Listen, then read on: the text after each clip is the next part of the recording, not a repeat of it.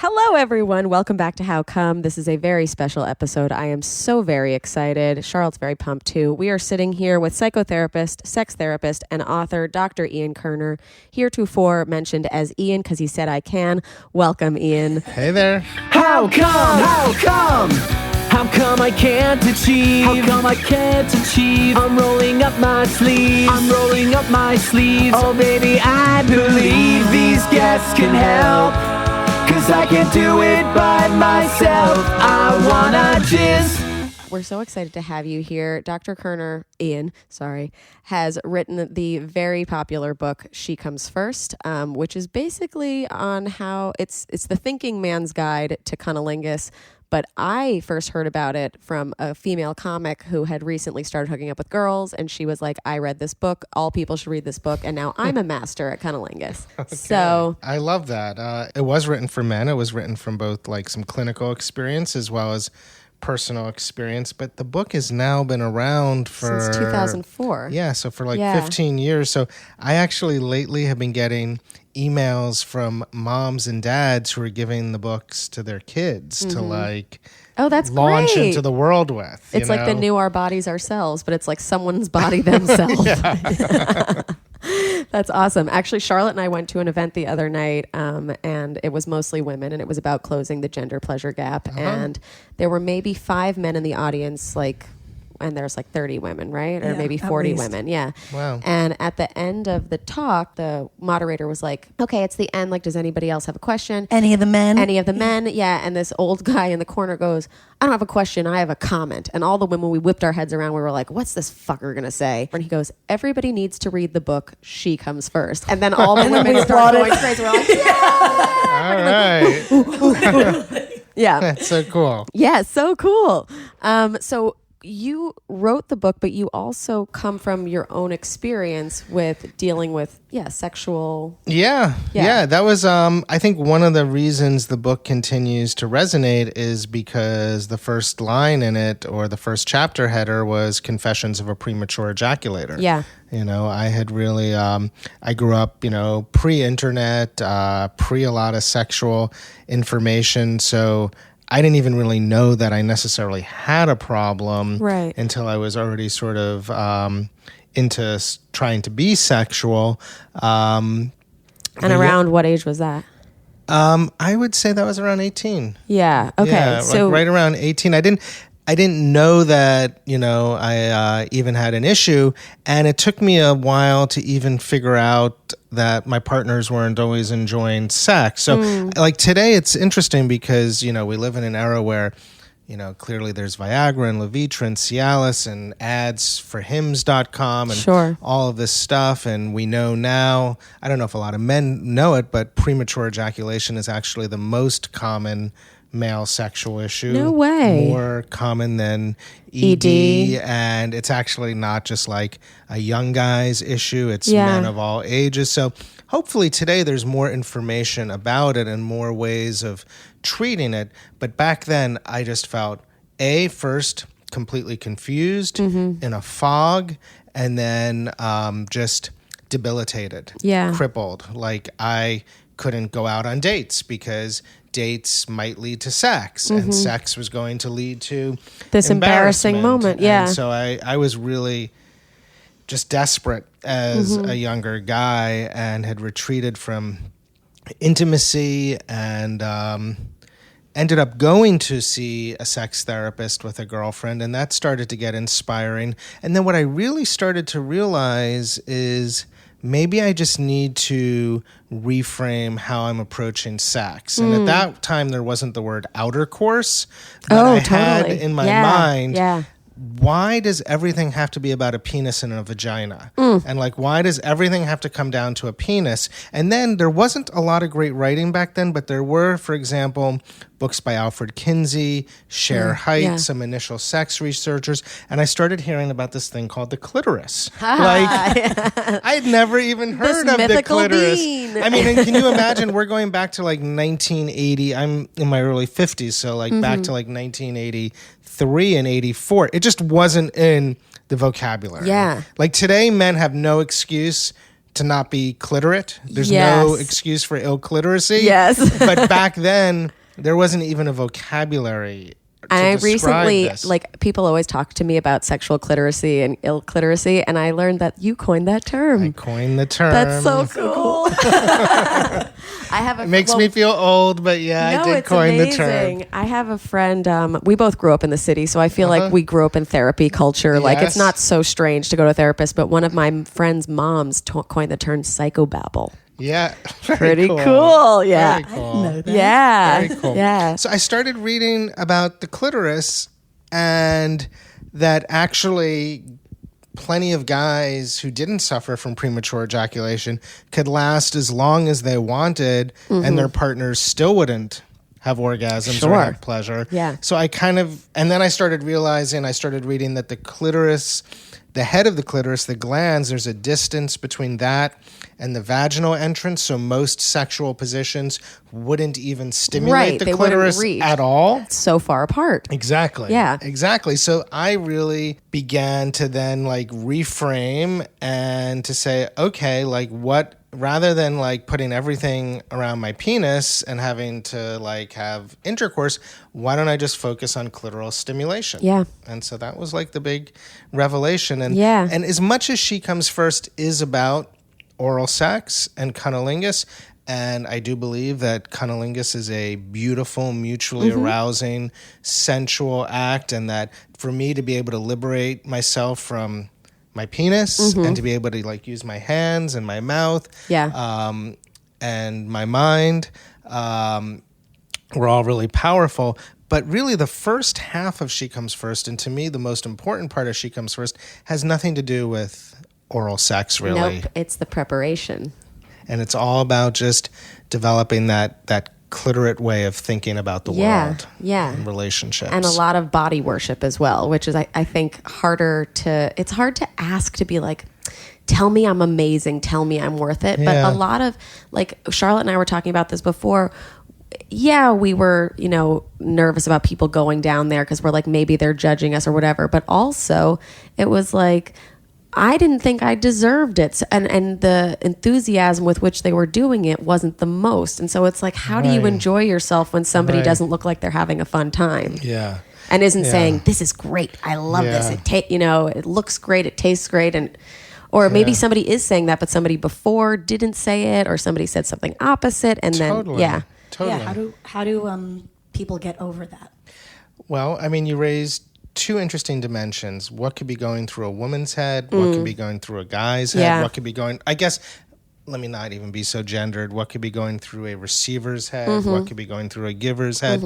And you're right, like, I deal in my practice as a sex therapist with a lot of women who are very uncomfortable receiving oral sex. Just so you know, in my practice, it's split between couples and individuals. Right, yeah. It's largely, I'd say, 50% heterosexual. I had a friend who went to you. Oh yeah, Yeah. Probably can't Can't reveal say. the name. Yeah. She was actually on this podcast. Oh yeah. Yeah, season 1. I don't know who that is. I hope she had a positive experience. She did. She was like, you need to have him on. Oh, that's sweet. Yeah. So wait, what was I? What were we Couples and singles. Yeah, Yes. and I just wanted to tell you the demographics. So, couples, singles of all ages, college students up to people in their 60s, 70s, and even 80s. I have a couple in their 80s that come in. A guy wears like a hearing aid with a microphone that I talk into, amazing. and he wants to know more oral wants to sex learn. tips and do more You can BDSM. teach an old Oh dog my new god, tricks. totally! And I'm shouting into this like microphone into his. But then I have a ton of gay men that I work with of all ages, and trans men and trans women. I don't actually have that many lesbians or lesbian couples in my practice right now, but I just wanted to tell you sort of who Sure. I'm generally working Yeah. with. So generally, the receiver can have genital self-esteem issues, and I meet plenty of couples where a woman is very uncomfortable receiving, and usually a guy is more enthusiastic about potentially giving, and sometimes it's the reverse, where a guy or a giver is, uncomfortable with that act. Now, I guess going back to the fact that my philosophy stems from my own issues and working around my problems, and not necessarily having to like work at becoming the best guy at intercourse, but figuring out where my strengths and resources lie. I would never push someone to do anything that they're uncomfortable with. Definitely. So if one partner just isn't really into that, there are still so many roads to orgasm and pleasure.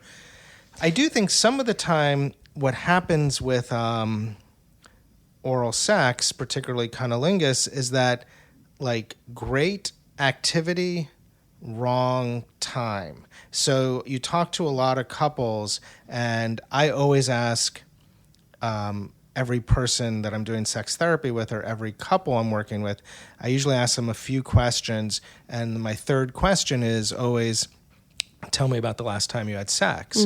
I want to know about their last sexual event, everything about it. I want to like really deconstruct it. And it's interesting how cunnilingus or oral sex really is often within the first minutes of foreplay. Sure.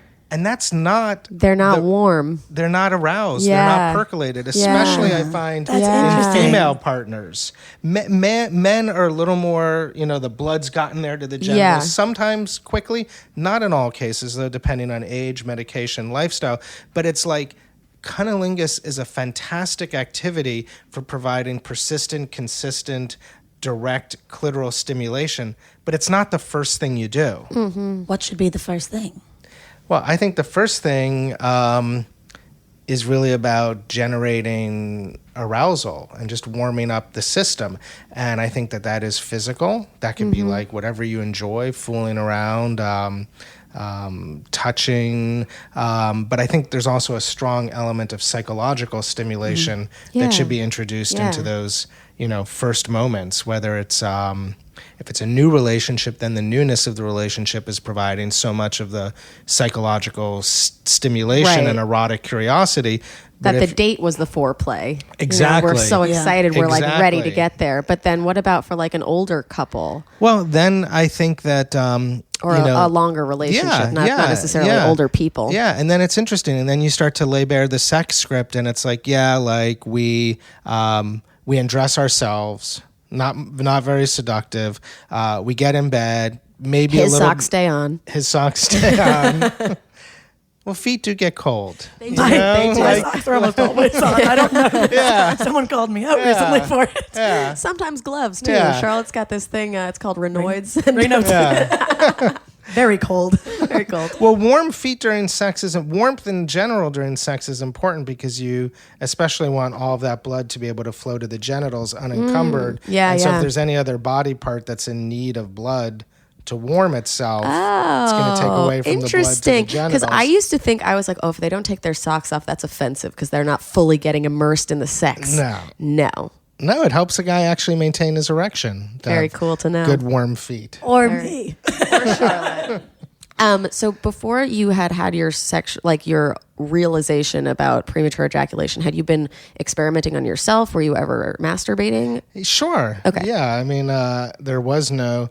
I mean, today if I'm working with a guy under 35, he has almost undoubtedly never had a masturbatory orgasm to anything other than porn. Okay. But when I was growing up, there really was no internet porn. There was no... You have to have a memory of your friend from class. Yeah. Yeah. It was beautiful in a way. It was limiting. When I'm working with guys who...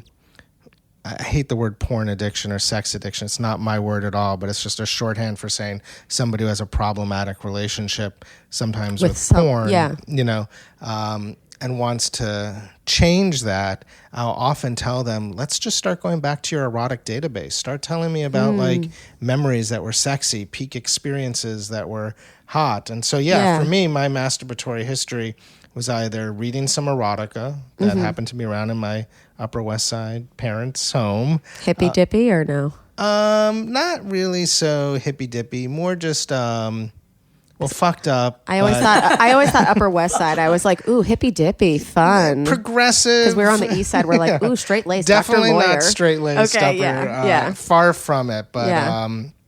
and my memories and my own thoughts. So Yeah. So I had like a totally rich masturbatory history. But you weren't with it. Do you think, not that you had anything to compare it to, but do you know that if those sessions were long or short? With myself? Yeah. Well, here's the thing. Like most guys who suffer from either erectile disorder of the psychological variation, which is most guys under 50, or PE, can really like maintain longer ejaculatory latency during masturbation or get erections during masturbation. It's really only with partnered sex that the issue really triggers in. Okay, because I have a friend coming up on an episode, and he had never been able to master. He had never had an awake emission until he was like in his late 20s. Huh. Yeah. So I guess that's a completely different topic. I wonder, though, he may have had a lot of shame or guilt around masturbation or anxiety. We'll see. He's coming soon. Up until almost the mid 20th century, masturbation was so vilified. Well, you may have heard that things like cornflakes and graham crackers were actually created as anti-masturbation foods. It was believed that a very bland diet would prevent you, that spicy foods played a role in masturbation. No. So graham crackers and cornflakes were invented to be very boring foods that would promote sexual continence in men. Do you think that works in any way? No, okay. Not in the least. Yeah, I was going to be like, what? I eat like white bread every day, Yes. and I'm the horniest person on earth. Yeah, literally, I eat. Charlotte knows this. I will take a white bread, crush it up, stick it in my mouth, and I then rolls it into a ball. Rolls it into a ball. Will masturbate. It was considered, masturbation in men, especially in men, was considered a loss of vital seminal fluid that would lead to disease. And it was a disease called spermatorea, which was a diagnosable disease associated with masturbation and outcomes that led to, nervous breakdowns, blindness, even death. So I'm not saying that your next guest has those concerns, but it is in the culture for men. For example, I meet a lot of women and who are partnered who really want to spice up their sex lives, and they're like, with guys, and they're like, well, let's masturbate together, let's watch porn together, let me watch you do you, and you can watch me do me, and like the men completely shut down. Yeah, that's even more performative, I think. Performative and brushing up against years of shame around having to hide, being masturbatory, etc. Definitely. What are your tips usually for people to get past that? To get past the shame. The shame, I don't. The shame during like partnered sex around either during partnered sex or about masturbation. I think a lot of people like self-judgment. They're very different. Yeah, self-judgment, just being in your head during sex. Yeah, I mean, one of the things that, and it comes back to your earlier question, was like, well, if cunnilingus isn't the first thing you do, or oral sex isn't the first thing you do because someone's not aroused enough, then what do you do? And then the question is, well, how are you creating arousal? And if you're only creating arousal through touch, then you're only sort of activating one pathway to arousal. I mean, we know that, I often do experiments with guys where I tell them to go sit at home, put their arms on the armrest and watch porn. How long before you get a full erection? Women fantasize their ways to orgasm. So a tenet of my clinical practice is that the element of psychological excitement and fantasy as a form of arousal is really missing. So in almost all cases, if somebody has inhibition around some aspect of sex, masturbation, relaxing, just feeling stressed out, worrying about their body, I'll focus on helping them to either fantasize directly with their own sort of imagination or engage with material that promotes fantasy, because fantasy increases sexual arousal, which decreases the inhibitors. Right. So, or you can look at it in terms of mindfulness. It's a way of distracting yourself from your inhibitions and your anxieties. Yeah, I think that's cool to put your hands on the chair too, because it's like you can't do anything about it. You just have to see how your body responds. Yeah. And I know that I've seen sections on Pornhub of women who can make themselves come just from thinking. Somebody was like, that's not true. But I think the mind is probably a very powerful tool. 100%. Yeah. Now, I don't know why anybody would want to masturbate without touching themselves. It feels like a weird limitation to give yourself an odd challenge. I'm going to like sit in this room and think my way to an orgasm. Like maybe Sting or someone that's all tantric would want to do that. But it is true that the mind is just as powerful as the body, sometimes more powerful. Yeah. We were actually talking about aphrodisiacs before because one of our listeners sent in a question being like, is there food that can actually increase your libido? We're just talking about graham crackers and Nilla wafers or whatever, cornflakes.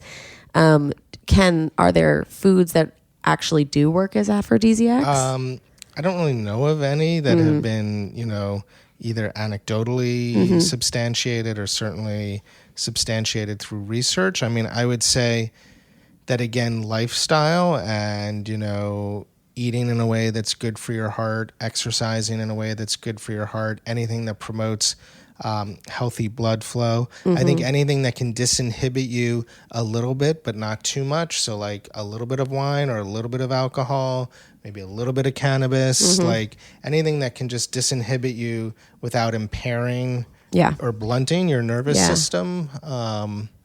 Definitely. So I used to feel very embarrassed every time like I'd eat oysters because I'd be like, oh, everyone's looking at me and they're going to think I'm so horny or I'm trying to get horny. Yeah, I don't know about, most of like every Valentine's Day, there's like, the pieces that come out like the best foods for Valentine's Day and for your night of aphrodisiacs. Or like to make your jizz taste better. Like Sex and the City had that episode about like, oh, drink pineapple juice. Like, is that real? Right. I have heard, people complain that they can sometimes taste like asparagus and semen or something like that. Asparagus is a very potent thing. I can smell asparagus if you had it a month ago. I don't know. I mean, I'm really working off of my clinical base and where I do get a lot of comments like, I like his smell, I don't like his smell, and that plays a factor. People are not coming in and saying like, he's got to stop eating red meat because I feel like I'm like eating a cheeseburger when I go. Yeah, it's very chewy, very fleshy cum. Well, I mean, Valentine's Day is coming up now that you talk about it. It And is. Wait, this might come out on Valentine's. What's when the is date? that? Oh, you're right. It's next week. So you guys probably just did Valentine's Day. Hopefully it was Can great. I ask you a question now? Because definitely. are you both single in a relationship? I'm in a relationship, yeah. I'm single. Okay, and you're half my age at least. And what does Valentine's Day matter at all as a day? Is it still a cultural? It was never like over the top important. But I used to think it was very important. Now, like I retweeted a meme the other day that was like, it's looking like it's gonna be a dildo Valentine's Day, but like I think maybe Valentine's Day should be more that. It's more self-love. Like I agree. Like that's kind of, beautiful.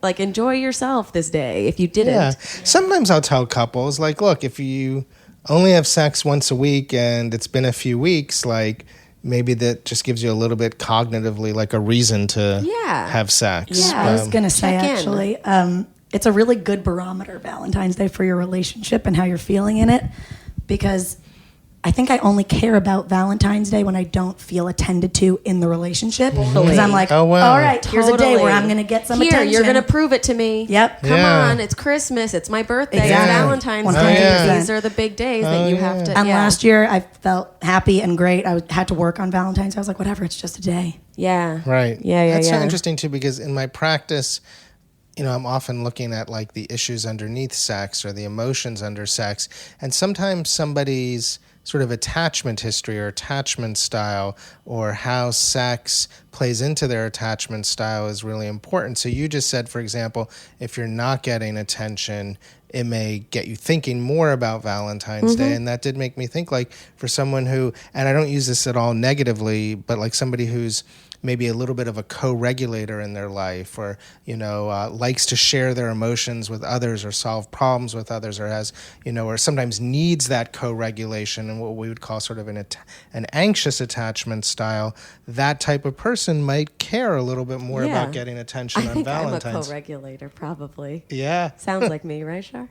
Me too. Yeah. Anxious avoidant. Yeah, I like that name, the co-regulator, instead of like crazy Nicer. bitch. I'm a little more of a self-regulator. Nice. Like, I kind of like grew up as an only child and kind of take care of myself. Yeah, no, I've got my sister next to me. And we have 2 older siblings. Oh, okay. Yeah. So you were just bouncing emotions all over the place. Yeah, we, in our family, we're like gossip moves like wildfire. Right. Like we need to bounce it off of So everyone. are you attracted to similar people? I'm attracted to self-starters who don't fucking need me.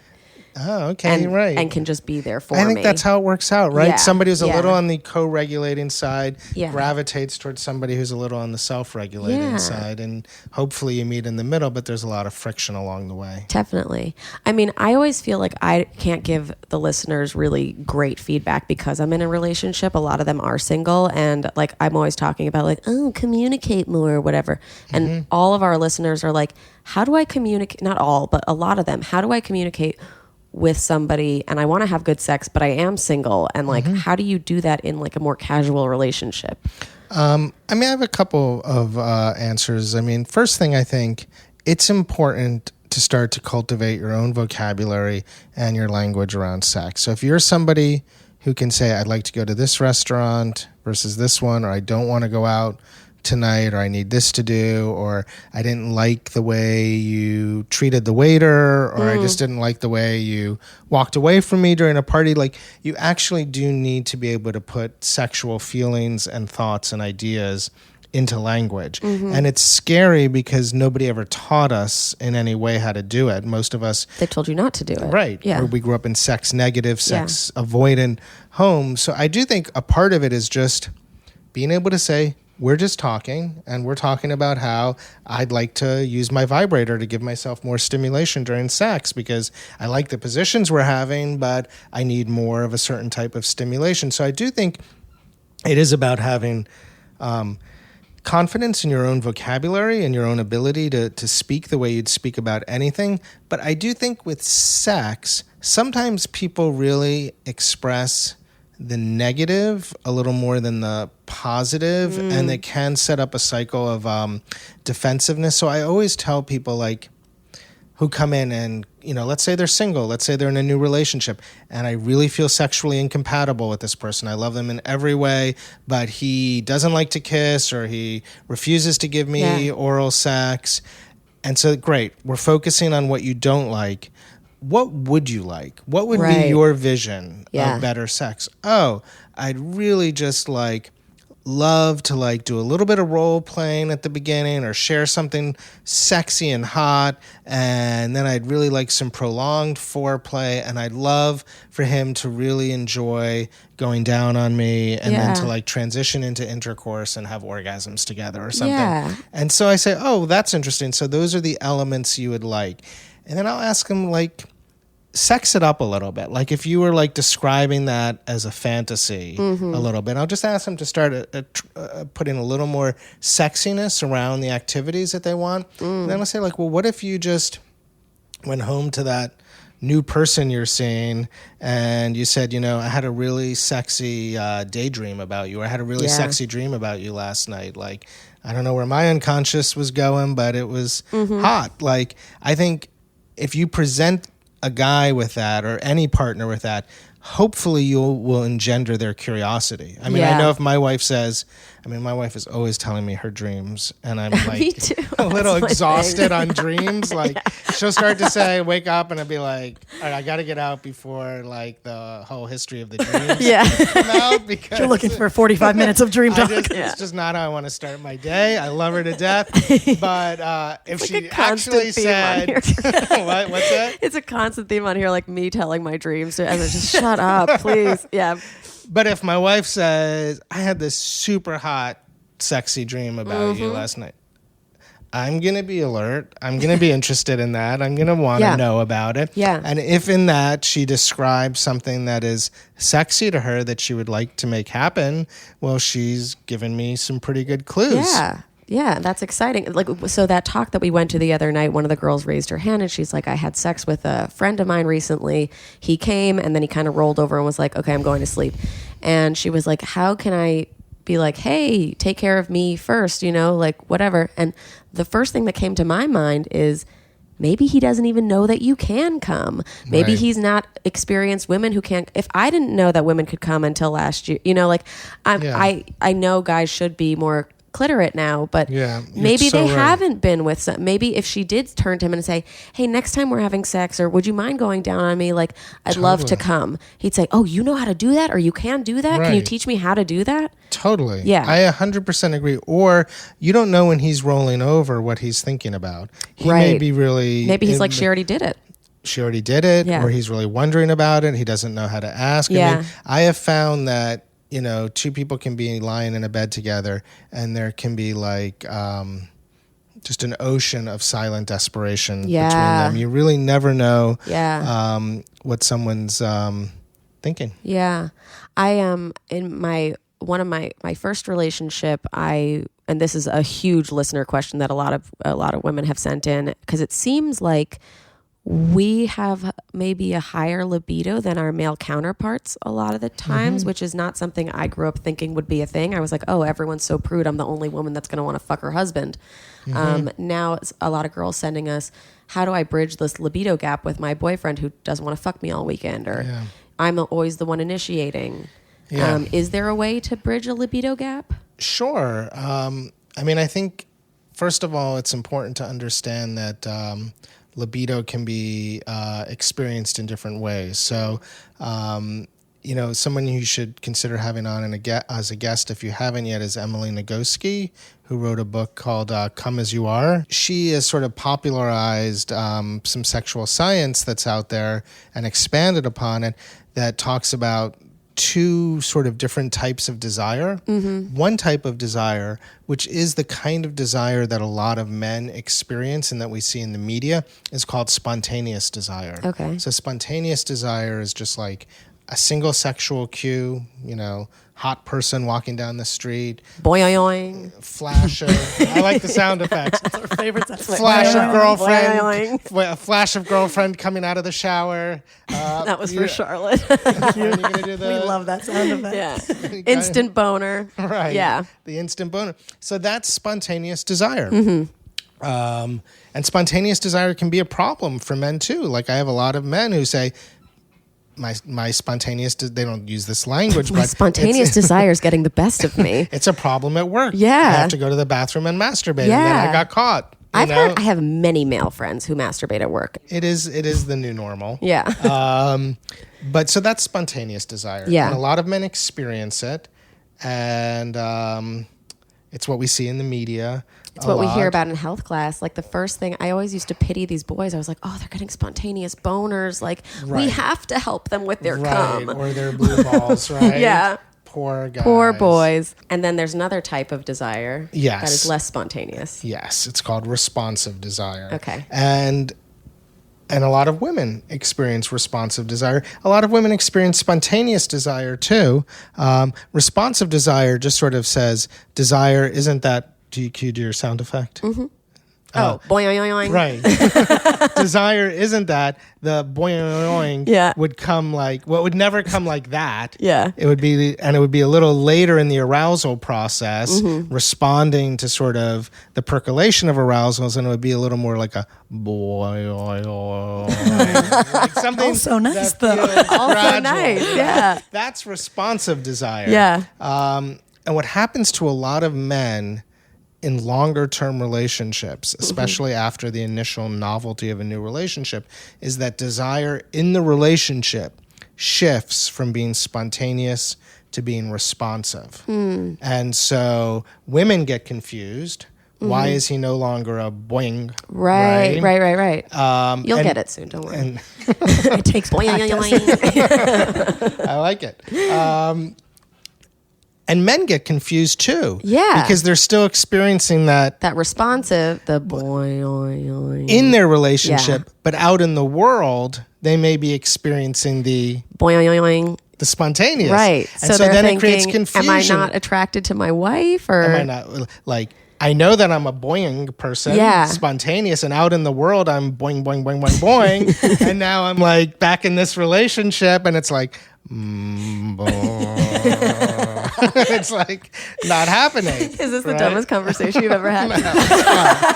It's fun. Believe me, I'll probably end up using this in a session later this great, week. yeah. Boing versus Yeah. and so a lot of men and partners need to like reframe how they're thinking about male desire Yeah. a little bit, and how to like percolate and simmer responsive desire as opposed to spontaneous desire. Yeah. So one's not like more meaningful or important than the other. The problem is that just as I grew up placing so much importance on intercourse, we place so much importance on spontaneous desire. Right. As a culture. You need that instant reaction or else it can't be real. Right. I had such a big thing about love at first sight. Right. Like for the longest time I was like screaming at my boyfriend. I'm like, why didn't you love me from the day dot? Which is not Yeah. Well, there is that kind of chemistry that can happen pretty quickly early, but I think that if we could take, just as I've tried with She Comes First to take the pressure off the penis and the pressure off of intercourse, if we could take the pressure off of having to be spontaneous, experience spontaneous desire, it would be so much easier for us. I mean, I can't tell you how often I'll tell couples who are so busy, genuinely so busy, they truly don't have time for sex. So I'm like, please, let's just make some time for sex. No, sex should be spontaneous. That would be scheduling sex. And if sex just doesn't happen naturally, then something's Then it doesn't wrong. count. Well, actually, so at this talk, we were also talking about how like toys and stuff, including toys, makes it seem like, well, that's not natural. You're not having real sex unless it's just body, mouth, like whatever. Like, no, That's sex ridiculous. is sex, whether you schedule it, whether you use accessories. It's all there to make you happy. Absolutely. That's why these things exist. Absolutely. And sex has so many different dimensions. Like even in my own relationship, sometimes like I really want to make love. And that's like this emotional thing. And it's us against the world. Sometimes I'll just want to get off, or my wife will want to get off. And it's like a quickie. It's like eating your favorite comfort food, ordering off the menu. Sometimes it's like I'll really want to have like a fantasy-based experience or something that's really just psychologically new.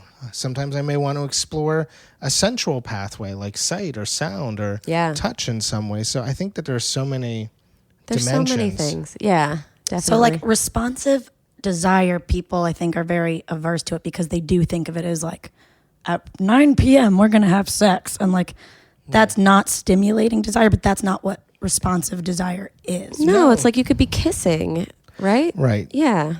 So many men also complain. So you're talking about women who complain about men who don't have libidos. And that responsive desire, spontaneous desire is split as a reason. Sometimes it can be a sexual side effect from a medication. Sometimes it can be a guy who doesn't have a porn problem or a sex addiction. He's just masturbating a lot. And his refractory period, or the interval in between getting erections and aroused, has increased. I forgot the original question that you just asked. Oh, I guess just how to not think of responsive desire as scheduling so concretely, like how to make it sexier, I guess. I think the main thing is to cultivate an environment. There are often men who complain about their female partners. Why am I always the one that has to initiate? Yeah.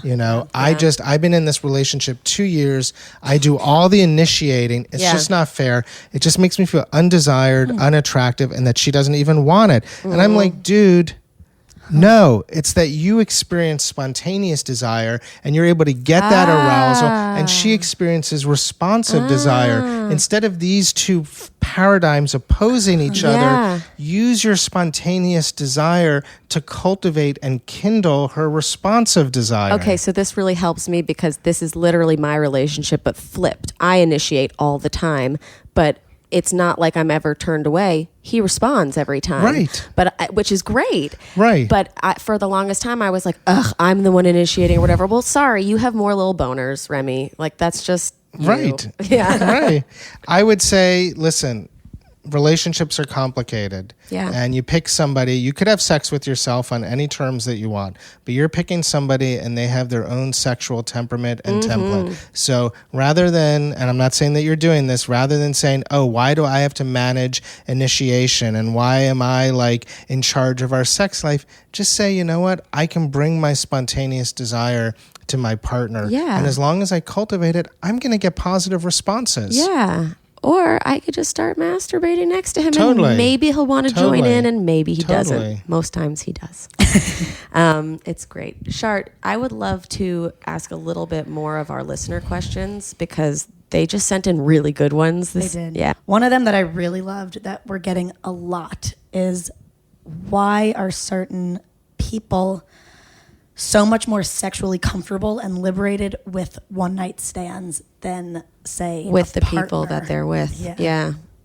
I'm sorry. Why are they so much more liberated? They just don't care. This one girl They can was get a like, little kinkier. how What do can you I think? I how mean, can I get kinky with this like stranger but with a guy who's quote unquote husband material? I can't speak up.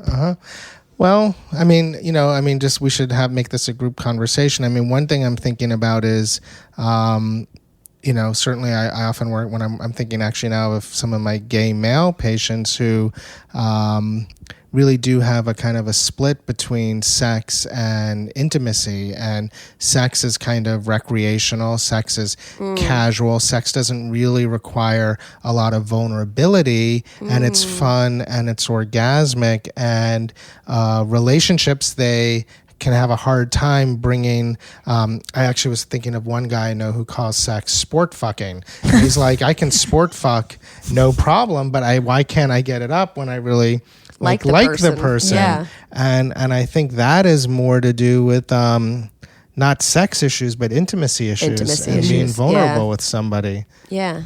I think also it's like this, I don't know, just the term husband material, it made me like kind of go back to my childhood, and like I was always early adolescence when I started hooking up with people and started being sexual. Anything I would do with a person that I deemed worthy, I was very self-conscious of, because I'm like, that's somebody whose opinion I value. Right, the standards are if higher. It's just some schmo that I'm like, here, come fill me up with cum and leave. Yeah. That's different. Yeah.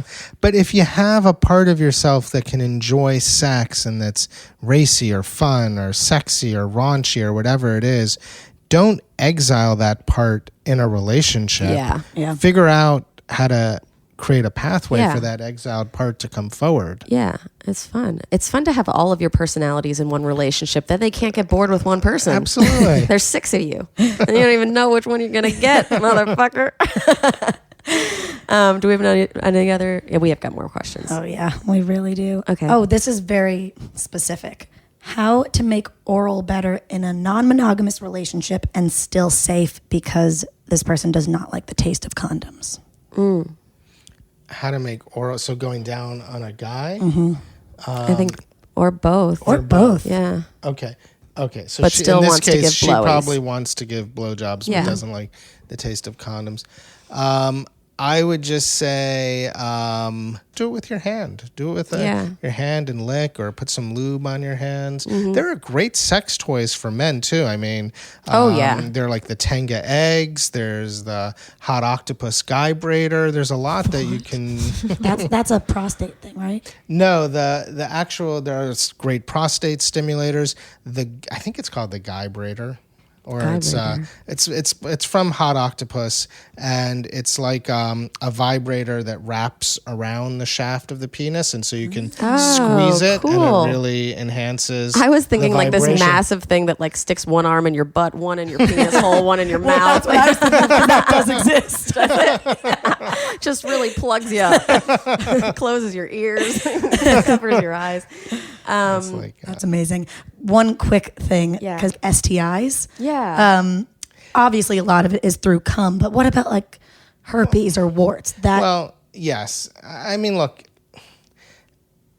it's really rough. I mean, people. I mean, so many people have some version of herpes and STIs. Like, you just have to do your best to ensure what you consider to be safer sex. Yeah, and if you're a person with those diseases, ensure that you can stay safe while having them. Try and tell as many people. Communicate it. Yeah.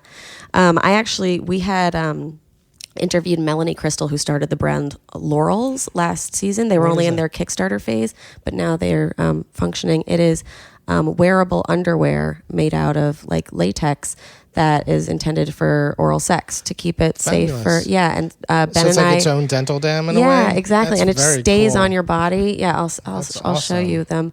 We tried it the other night and loved it. It works. Had a great time. That's awesome. Yeah. What is it called? Laurels? Laurels, yeah. And they didn't even sponsor this episode. I'm just being kind. Love you guys. Well, I don't have any relationship with any company, like Tenga or any of these other companies that I'm mentioning. But yeah, and I even tasted it afterwards just to see like what he was going through. And I was like, okay. All right. That's wild. So it's a very porous, thin membrane? Yeah, or latex something? underwear. Oh, it's latex underwear. Yeah. Wow. Yeah, they're really cool. And then the bottom is shaped like kind of more of a square so that it covers like that. And so he can provide too. Manual stimulation still with his fingers, but then he's providing the direct clitoral stimulation with his mouth. Yep. That's great. Yeah.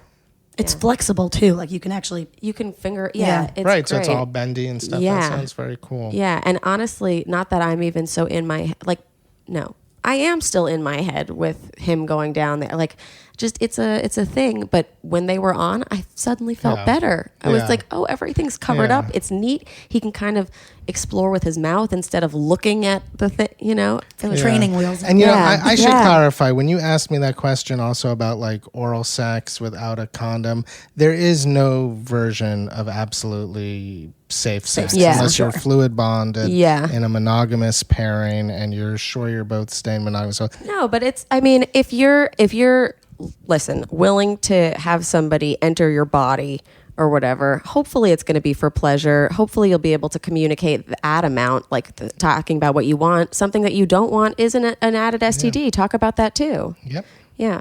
One more question, I think. All right. Or maybe three more questions from the listeners, and then we can let you go. Okay. Yeah. Let's see. This was one we really didn't know how to answer. Okay. After what feels like climaxing, it starts hurting. What is it, and do I have to get through that to orgasm? Well, wait. I'm sorry. Didn't they already have an orgasm and then it hurts? So and then how do they get? Listen, pain. Dyspareunia. The idea of like, is that how you pronounce that? Yeah.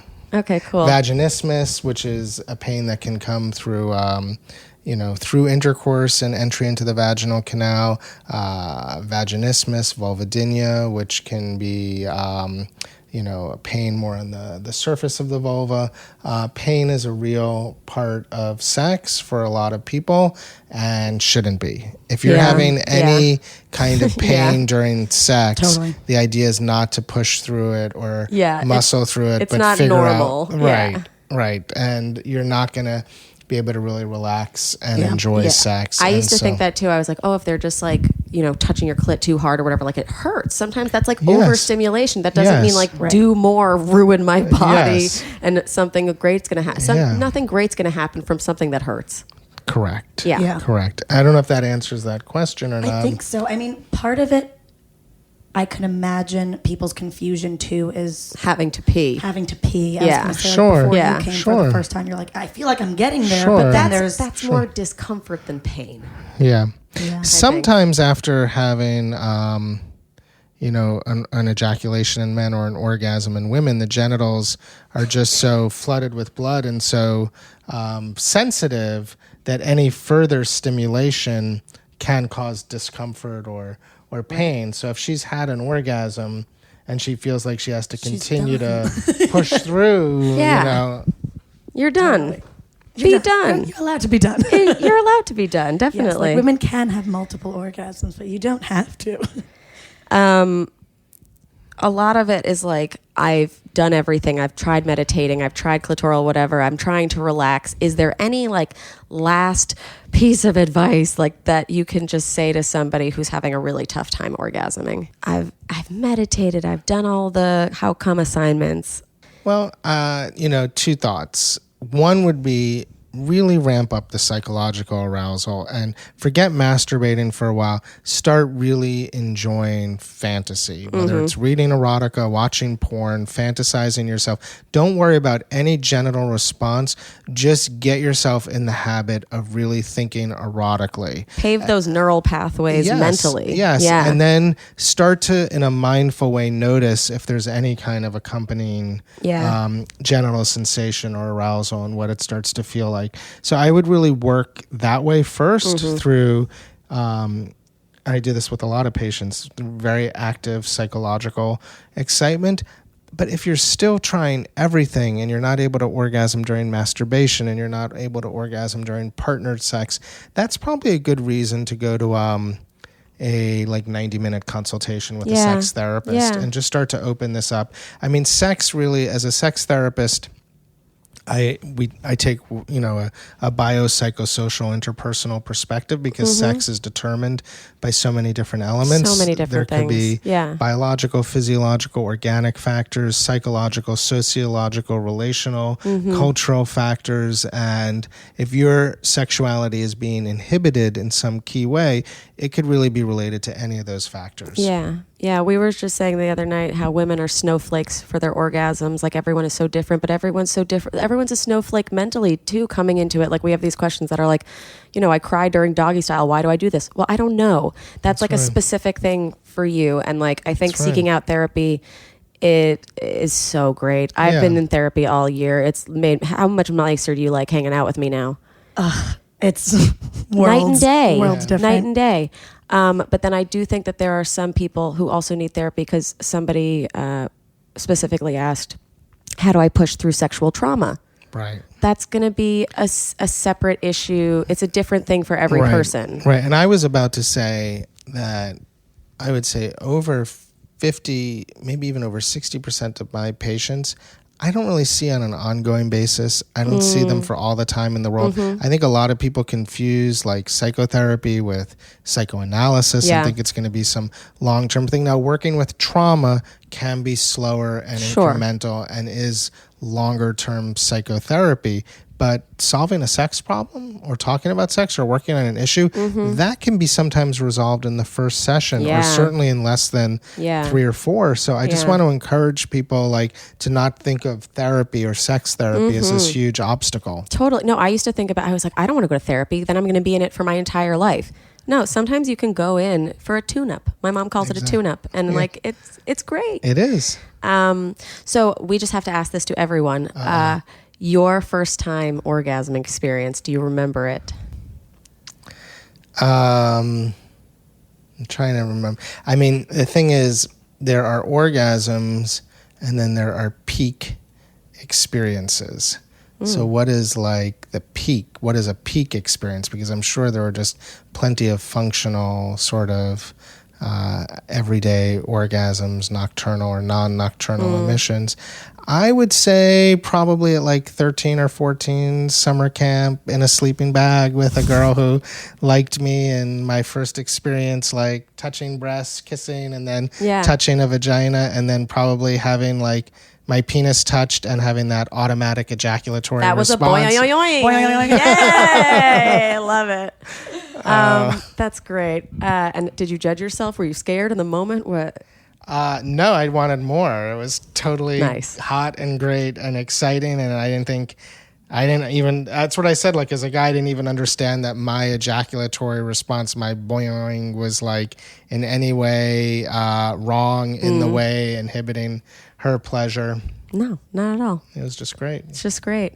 Well, this has been a very informative episode. Good. I So had good. the best time. Can you remind our listeners where they can find you, your books, etc.? Sure. Well, She Comes First is easily purchased, certainly on Amazon, and I hope at retailers. And the best way to find me would just be my website, iankerner.com. Perfect. Remy? Yes, Charlotte. I did. Thank you for asking me. Charlotte, did you finish? Yeah, for sure. I mean, boing, boing, boing, Boing, all over the place. All over the place. Or boy. Boing. Yes. Also good. Also great. Dr. Ian Kerner, did you finish? Yes, I'm finished. I'm great. It was a fantastic. A fantastic time had by all. Thank you for coming, Okay. and we'll see you all next time on How Come. See ya. Bye. Bye. It's not you, it's me. I try so hard to finish honestly. They say you'll know when you go all the way from A right down to O. Oh no, I think that I've still got a ways to go. Oh, I'm sick of this and I have got to know. How come? How come? How come I can't achieve? How come I can't achieve? I'm rolling up my sleeves. I'm rolling up my sleeves. Oh baby, I believe these guests can help. 'Cause I can't do it by myself. I wanna jizz. Hi guys, it's us again. We're just here to remind you to rate, review, subscribe on iTunes, and check out our Patreon. I just realized they're not going to even be able to tell it's me because my voice is back. Ooh, sexy. Isn't that crazy? Yeah, that's crazy. But yeah, rate, review, like, subscribe.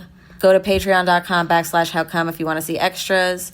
Happy belated Valentine's Day, or as our mom calls it, Vagine Day. Vagine Day. Yeah, we didn't want to not mention that on the episode because it was such a big deal on our social media. She literally texted me and she was like, I have an idea. She was so proud. So proud. I'm proud of her. I am too. All right, guys. Thanks again for being you. We love you. Bye.